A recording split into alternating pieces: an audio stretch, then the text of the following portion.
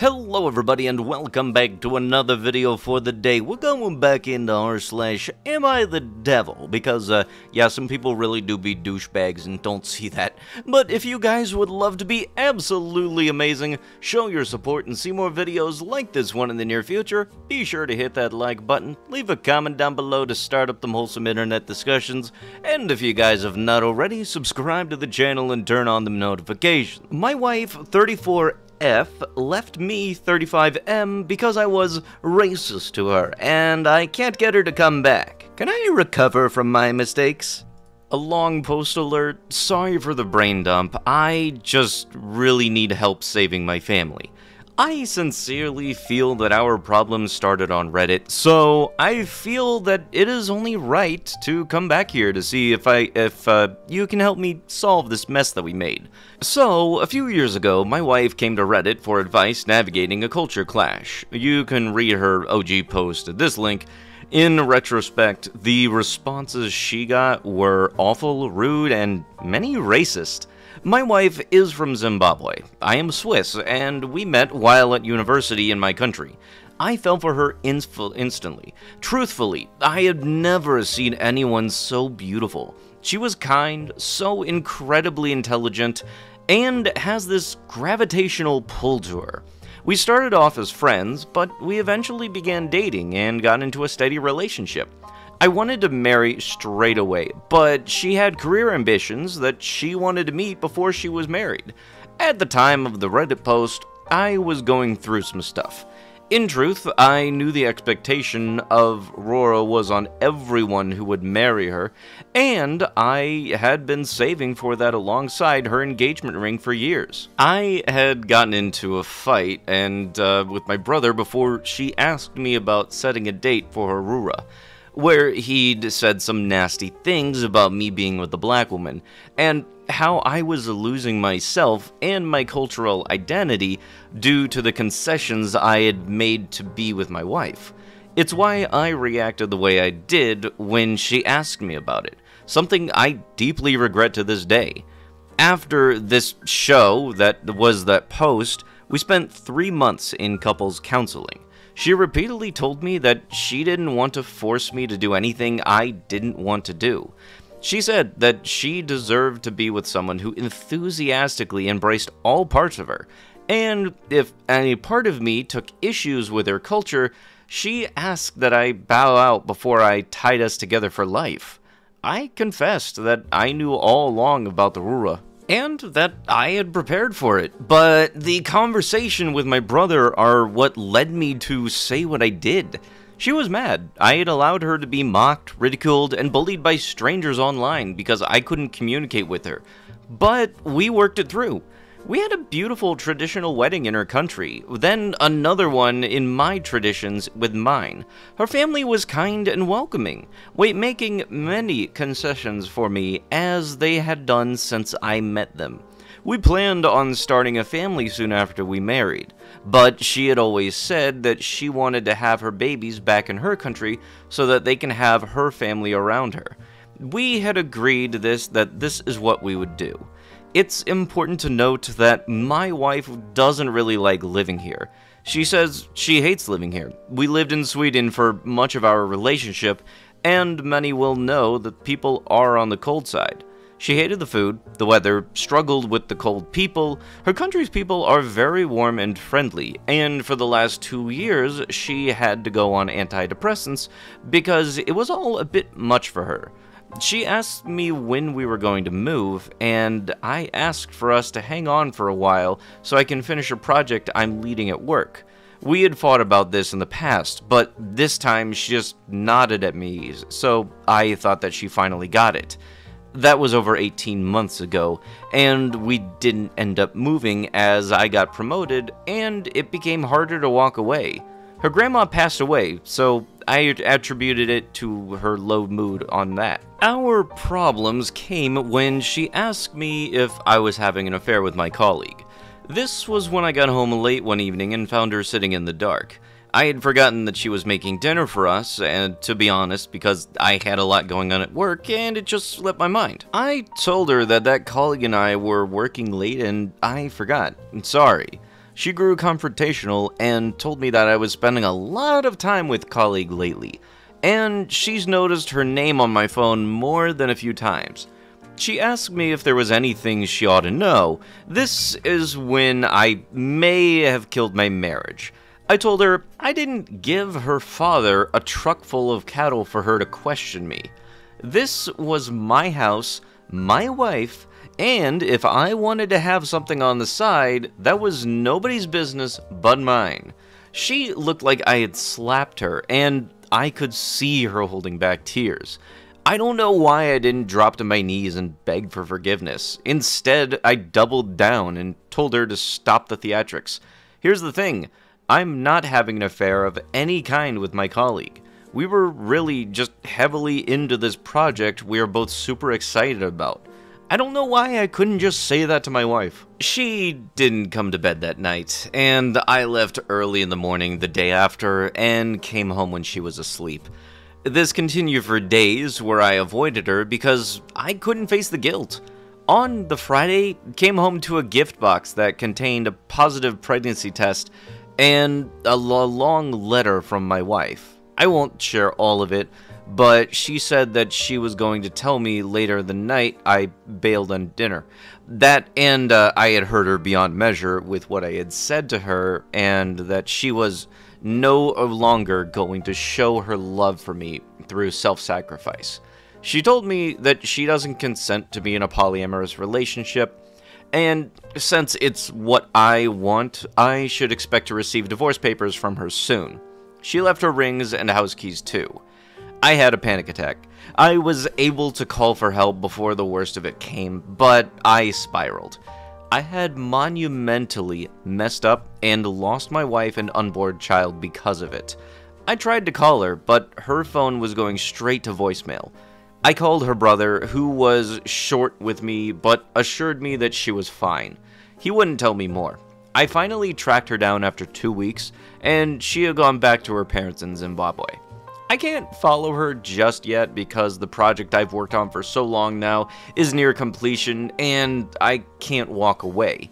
My friends told me I was racist to my wife in my actions because I never would have tried that with a white man, and I tried to use her culture against her.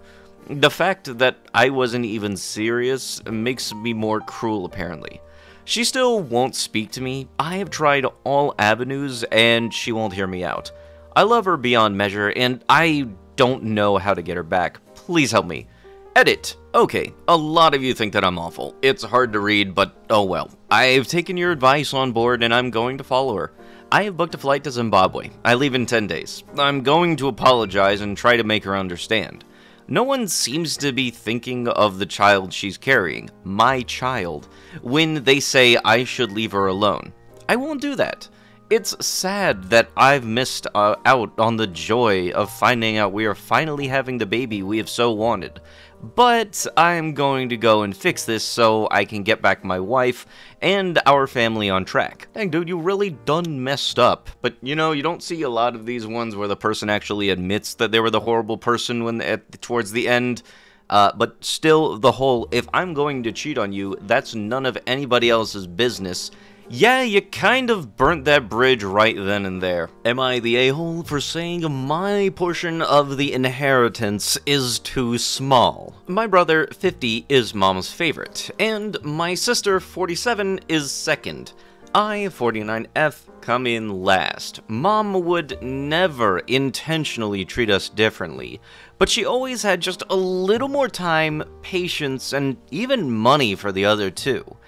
I am on disability, but in the early thousands, I was managing my condition well enough that I started a PhD program with a full scholarship and a student loan. The course handbook specifically said not to take on outside employment due to the course load. About this time, my sister and mom went in together on a house flip. But when the house was finished, my sister and her husband decided to live in it. So mom retroactively gifted the down payment of $100,000 to my sister. About 5 years later, mom decided to gift my brother and I $100,000 each to make it fair. The amount was not adjusted or increased for market value of the house, which was fine, but it is relevant later. My brother chose to invest his money in the stock market and lost it in the crash of '08. I wanted to invest in an out-of-town real estate and use the income to support myself. But Mom said that she would only give me the money if I used it to buy a home, because I needed somewhere to live. Obviously, I should have refused, since I knew I couldn't carry a mortgage, but hindsight is 20/20. I got a roommate and a job, but ended up having to drop out of my PhD program and sell the condo to avoid foreclosure. I struggled to get back on my feet. About 2014, Mom offered to buy a condo for me to rent from her. I found a condo for $169,000, and Mom paid outright, so there was no mortgage. 2 years ago, Mom put me on the title, so we are joint owners. I continued to pay rent for the past 2 years. Last year, both my sister and my brother got divorced. My sister was forced to sell the house mentioned above, and she used the proceeds plus an additional $400,000 gift from Mom as a down payment on a $1.28 million house. Mom moved into the basement suite of this house, but she is not on the title. Mom then gave my brother $400,000 to buy his ex-wife out of their condo. He will be providing her mom with monthly financial support. I don't know how much, but she is not on the title of this condo. They all say this is fair because the current market value of my condo is $400,000.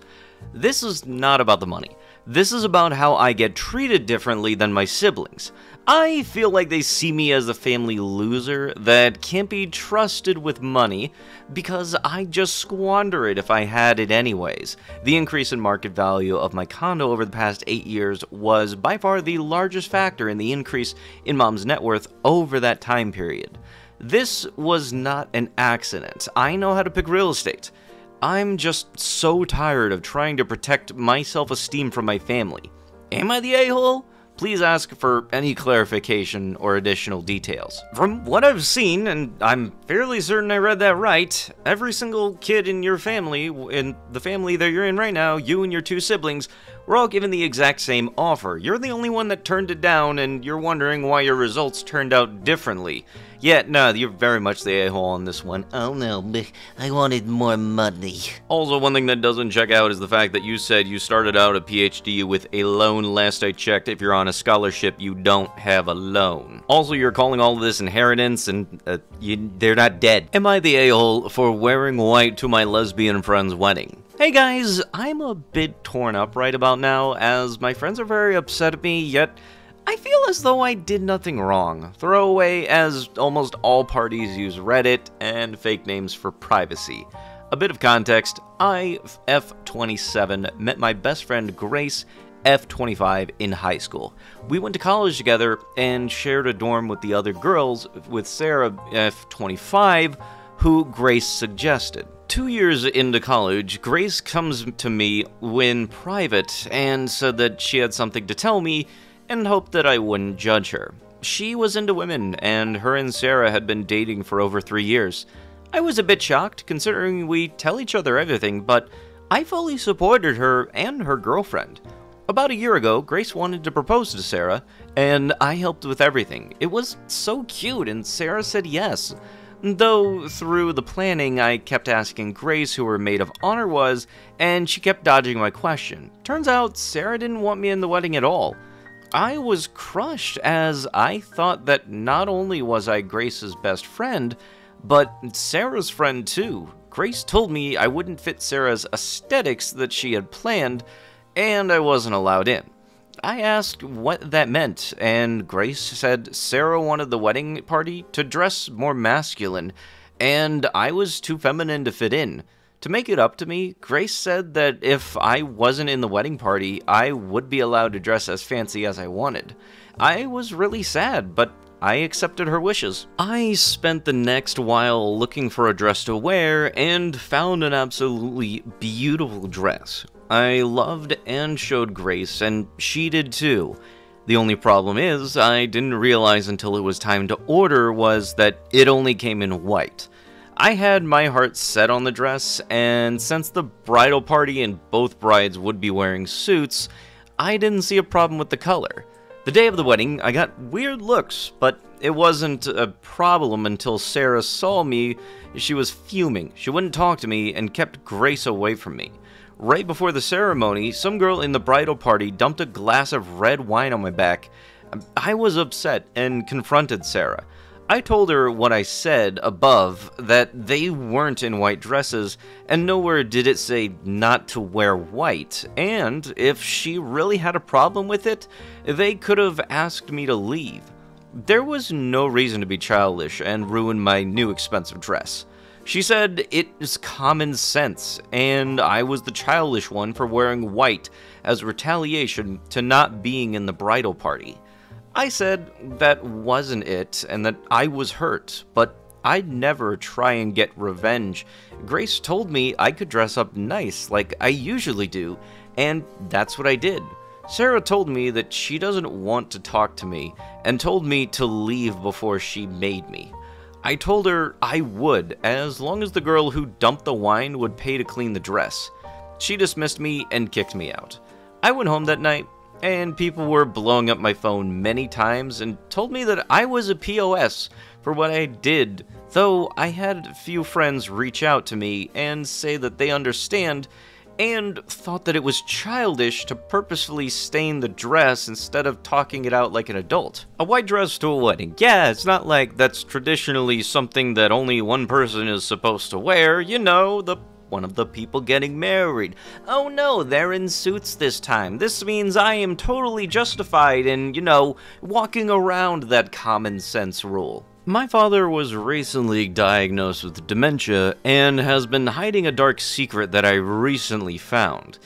I, 29M, live an hour away from my family in a metropolitan area, and am the only one earning a substantial income of $200,000 a year. My family is Mom, 64F, Dad, 73M, Sister, 31F, and Nephew, 4.5M. All live together in the suburban home where I grew up. My parents didn't adequately plan for retirement, but I've accepted that I will eventually be their financial provider. They provide me with an amazing childhood and invested in my interests growing up. My mom still works full-time, 60 hours a week, earning $95,000 a year to help with expenses, while my dad, retired for a few years now, collects Social Security. My sister, a single mother and preschool teacher, earning $16,000 a year, lives with our parents due to her lack of financial independence and absence of support from her ex-husband. Recently, my dad underwent multiple heart surgeries, TAVR and TCAR, to prevent a stroke, but he still suffered a stroke within the last 1 to 2 months that left him with small vessel disease and vascular dementia. This has taken a huge toll on our family and shifted the trajectory of our lives. I moved back home to plan with my mom and sister how we will move forward as a unit to care for my dad. It has been an extremely emotional time. Part of why I wanted to move back home indefinitely was to make my dad's life a little easier. I bought him AirPod Pros so he could connect them to the TV, and I gave him my Apple Watch Series 8 to use its health features for monitoring AFib, among other things. I wanted to spend as much quality time with him and create as many memories as possible before his health declined too rapidly. I began looking at properties in the metropolitan area where I live to potentially move the entire family in with me. This would allow me to care for them while still having access to my network and the life I've built.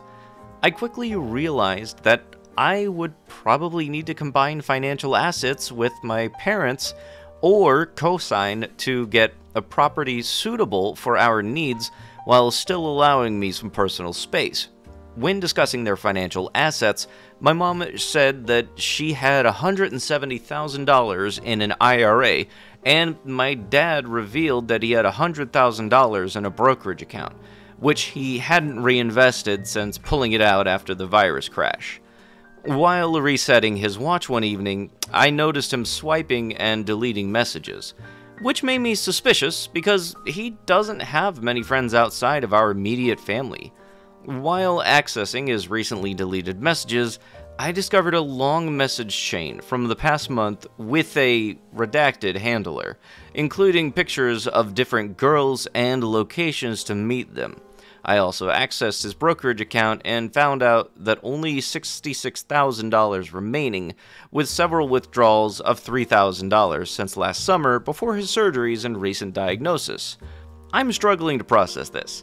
My parents have had a strained relationship for years, and in my early 20s, I warned them to make it work or face consequences from me, a stance that has caused long-standing guilt as it only increased my mom's resentment.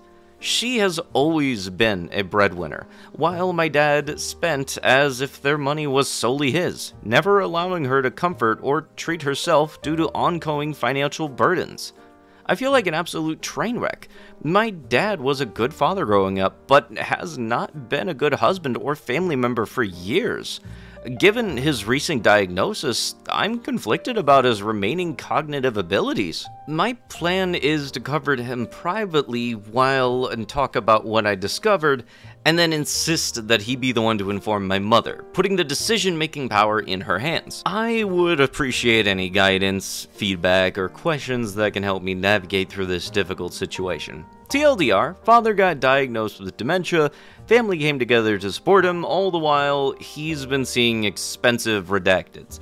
Edit, the consequences I threatened my parents with for not solving their marital problems and breaking the family apart was that I would disown both of them and not talk to either of them again. Edit 2, to clarify my threat, since I'm being dragged down for it, when I was home from college visiting them, they were shouting and fighting, as they always did, and I lashed out. I yelled at both of them. I told them to get their stuff together or they'd lose me too. I packed all of my things and went back to school. Things were quieter, but not necessarily better after that. My mom brought up that scenario recently, within the past year, when I asked why she had never divorced my father. It wasn't necessarily a direct threat to either of them. It was me having my emotional tantrum. It doesn't change the way it affected my mother, but I wasn't even aware it was that much of a factor until recently. Continued degrading me. But with that is going to have to be it with the video. If you guys would love to be absolutely amazing, show your support and see more videos like this one in the near future, be sure to hit that like button, leave a comment down below to start up them wholesome internet discussions, and if you guys have not already, subscribe to the channel and turn on them notifications.